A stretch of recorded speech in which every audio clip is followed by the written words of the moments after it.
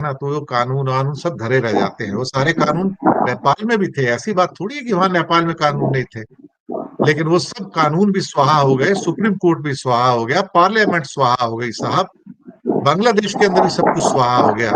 तो जब कहते हैं कि जनता आती है सिंहासन खाली कर, तो फिर कानून वानून कुछ नहीं होता साहब, सब अपनी जान बचाने को भागते हैं। प्रधानमंत्री राष्ट्रपति जान बचाने को भागते हैं। हमने राजपक्षे को भागते हुए देखा, हमने शेख हसीना को भागते हुए देखा, हमने केपी शर्मा ओली को भागते हुए देखा। और ये दक्षिण एशिया में तो हुआ सारा का सारा। तो अल्टीमेटली हमारे यहाँ जितनी भी इन्होंने जो बेईमानियां की हैं, जो सारे पक्षपात किए हैं, डिस्क्रिमिनेशन किए हैं, वो एक एक करके सामने आएंगे। और ऐसी बात नहीं है कि हवा बदलती है तो बहुत कुछ बदलता है, रुत बदल जाती है।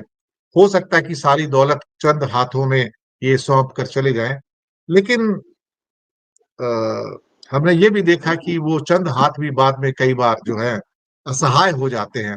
क्योंकि कहीं ना कहीं जब आपको याद होगा 1969 में कुछ चंद हाथ हुआ करते थे जो प्राइवेट बैंकों की हुआ करते थे, और उनकी दादागिरी इतनी ज्यादा हो गई थी कि वो पूरे हिंदुस्तान को अपने बस से चलाना चाहते थे। लेकिन इंदिरा गांधी ने एक झटके के अंदर उन सारे बैंकों का राष्ट्रीयकरण करके उनको खत्म कर दिया, और उनकी सारा दादागिरी जो थी 1 मिनट में खत्म हुई है। तो कभी कुछ भी हो सकता है। हमने प्रिंसली स्टेट्स का जो सुविधाएं थी उनको एक झटके में खत्म करके हमने उनको भी नंगा कर दिया। ऐसी बात नहीं है। तो कई बार सोचता है कि मैं सारी दौलत जहां की इकट्ठी कर सकता हूँ, तो सारी दौलत एक बार फिर से जनता के पास, सरकार के पास आ सकती है। तो कोई ये ना समझे कि मैं हमेशा के लिए मालिक बन गया। राजू विलियम साहब, इस पूरे मसले के ऊपर मोदी जी के 75 वर्ष और हमारी बदनामियां जो हो रही हैं, दिया तो कुछ नहीं पर दिया बहुत कुछ। जी सर। जी धन्यवाद वोरा साहब। मुझसे पहले भारत भूषण जी ने जो आकलन किया है, मैं 100% उसके साथ सहमत हूं। आपका जो आज का विषय है कि मोदी के 75 वर्ष, तो इसके दो पहलू हैं।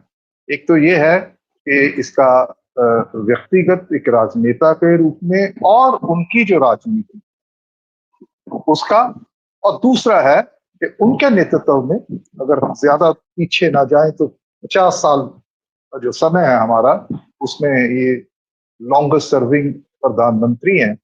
तो इनकी जो कारगुजारी है हर एक फ्रंट पे, जिसका जिक्र भारत भूषण जी ने किया है, उस पे निराशा ही हाथ लगती है अगर हम उसे गौर से उसका विश्लेषण करें।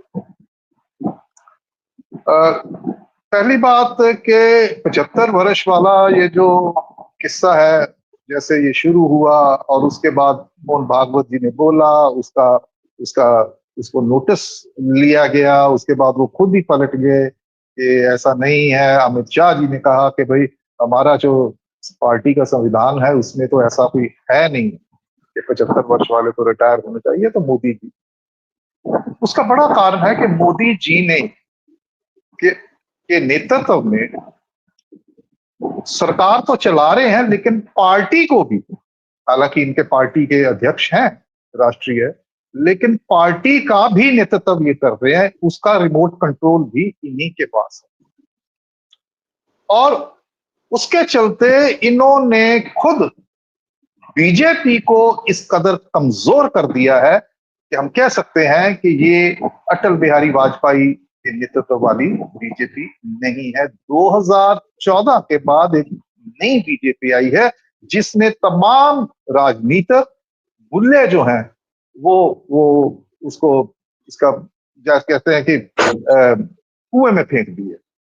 कोई मूल्य है ही नहीं है, सिर्फ और सिर्फ एक बात के सत्ता में कैसे बने रहना है, और उसी में से जो विपक्ष है उसका उत्पीड़न विशेष तौर पे वो निकल के सामने आता है। वो हथकंडे जो है इस्तेमाल किया, और कानून की शक्ल देखी, जैसे अभी भारत भूषण जी ने बताया कि जो वो अभी इन्होंने किया कि जी वो जो किसी के ऊपर आरोप लगे, किसी राजनेता ऊपर, मंत्री या मुख्यमंत्री, तो 6 महीने उसका जो है वो पद से जा सकता है।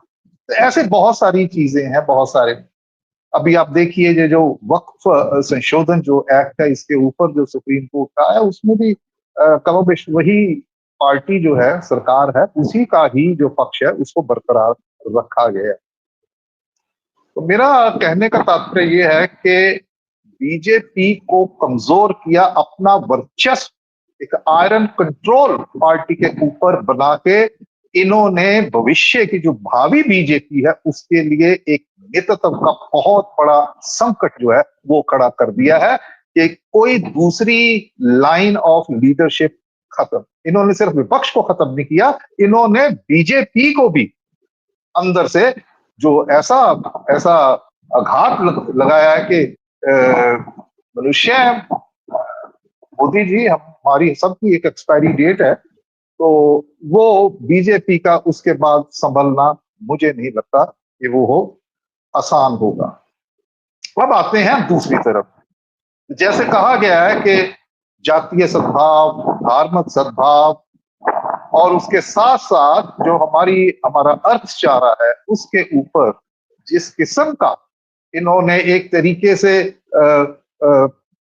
बैक गियर में हमारे अर्थचारे को ले गए हैं पिछले 11 वर्ष में। अब मुकाबला करें, मैं सबसे पहले जो मेरे लिए गौरतलब बात है वो ये है कि भाई हमारा इतना बड़ा देश है, तो उसमें जो रोजगार जो उसकी क्या क्या स्टेटस है उसका। तो अगर ध्यान से देखें जो भी आंकड़े हमारे पास सरकारी और गैर सरकारी जो जो हमारे सोर्सेज है वहां से आते हैं कि जो डॉक्टर मनमोहन सिंह के समय में जो रेट ऑफ एम्प्लॉयमेंट था ये उसके बराबर या उससे ज्यादा ही हुआ है। वो 5.4% या 5.5% था उस वक्त, तो ये तो 6 को भी छुआ है इन्होंने। चाहे हम वो पीरियोडिक लेबर सर्वे का आंकड़ा ले लें, चाहे हम centre for monitoring Indian economy जो प्राइवेट है उसका ले लें, तो सभी जगह ऐसी ही तस्वीर उभर के सामने आ। और दूसरी बड़ी बात है, मैं हवाला दूंगा, जो मैन्युफैक्चरिंग सेक्टर है हमारा, जो आधार है किसी भी आर्थिकता का, उसमें भी जो अगर हम मुकाबला करें यूपीए के टाइम पे और अब जो है, तो हमें निराशा ही हाथ लगती है। मैं ज्यादा आंकड़ों में नहीं जाऊंगा क्योंकि एक बड़ी समस्या इनके इनके इनके सत्ता वाले जो समय है उसमें एक और बड़ा संकट पैदा हो गया कि आप आराम से निश्चित होकर आप आंकड़ों पे विश्वास नहीं कर सकते। आंकड़ों की जो फजिंग है, आंकड़ों को जैसे तरोड़ मरोड़ के पेश किया जाता है तो उससे बहुत सी गलत अंदाजे लगते हैं। तो अपना और सबसे बड़ी बात जिसकी तरफ भारत भूषण ने ध्यान दिलवाया वो यही है कि भाई ये जो क्रोनी कैपिटलिज्म, तो कहां पे जो एक इंटीग्रेशन जो हमारा था, हमारी इकोनॉमी का, वर्ल्ड इकोनॉमी पोस्ट जो है 91 के जो हमारे आर्थिक सुधार जो है मनमोहन सिंह जी और नरसिम्हा राव जी के समय पे हुए थे, तो हम क्या देखते हैं कि अब हम इतने सालों के बाद उसके जो लाभ थे वो उनको हम मोदी जी के नेतृत्व में उसको बरकरार नहीं रखा गया। उम्मीद यही होनी चाहिए, अपेक्षा यही होनी चाहिए थी कि भाई वो उससे बेटर परफॉर्म करे, लेकिन ऐसा नहीं है। आज हम ट्रंप के जो टैरिफ है उसने हमारी सीमाओं को एक्सपोज कर दिया है कि हम जो अभी तक दावे कर रहे थे चौथी बड़ी इकोनॉमी हम बन गए हैं, तो उस चौथी बड़ी इकोनॉमी का क्या हाल है कि हम अलग थलग पड़ गए। हमें समझ में नहीं आ रहा कि कहां पे जाके किसके साथ हम डील्स करें ताकि इसका जो आर्थिक आघात जो हमें लगा है, जिसके असरात अभी और भी आने सामने हैं, तो उसका मुकाबला किया है। और सबसे बड़ी बात जो है, ये कह रहे हैं कि हमारे अर्थचारे ने तरक्की की है, चौथी बड़ी इकोनॉमी बन गई, अब तीसरी बड़ी अर्थव्यवस्था बनने जा रहे हैं।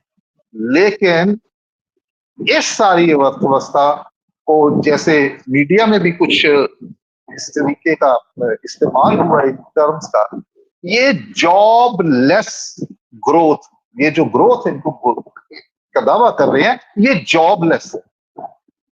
इतना बड़ा देश है भैया, हर हाथ को काम चाहिए। तो आपका रेट ऑफ एम्प्लॉयमेंट की बात मैंने पहले करी दी है। तो अगर आपकी तीसरी चौथी बड़ी इकोनॉमी बन गए हैं, तो आपकी जॉब ग्रोथ कहां है?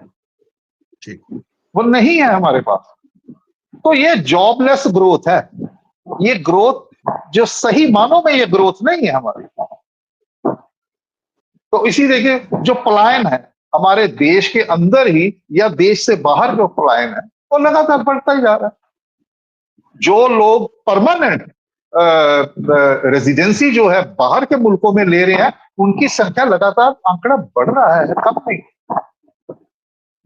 तो ये सारी चीजें जो मेरा जो इस छोटे से जो समय सीमा है आपके यहाँ पे कुछ बात करनी थी, इसके दौरान मेरा यही मानना है कि ये हर फ्रंट पे फेल है, निराशा है, और इसके नतीजे के तौर पे जो एक राजनीतिक अशांति अगर यहाँ पे फैलती है, हालांकि मुझे नहीं लगता कि कोई नेपाल जैसा कुछ होने वाला है, क्योंकि उसकी परिस्थितियां भिन्न है, वो बहुत छोटा सा देश है, बहुत थोड़ी जनसंख्या है, और वहां पे अगर कुछ ऐसा लगता है तो वो बड़ा एम्पलीफाई होके हमारे पास आता है, लेकिन हमारा बहुत बड़ा देश है। और दूसरा कि ऐसा कुछ होता है तो इन्होंने उसका इंतजाम कर रखा है कि उसको कैसे दबाना है, उसके लिए कानून बाकी सारा साजो सामान तैयार कर रखा है। ऐसा नहीं होने वाला है, लेकिन एक सार्थक जो इसका सोल्यूशन हल है कि जो विपक्ष है उसको एक ऐसा नेतृत्व, और जमीन के ऊपर जो लड़ाई जो है राजनीतिक, जो कि राहुल गांधी के नेतृत्व में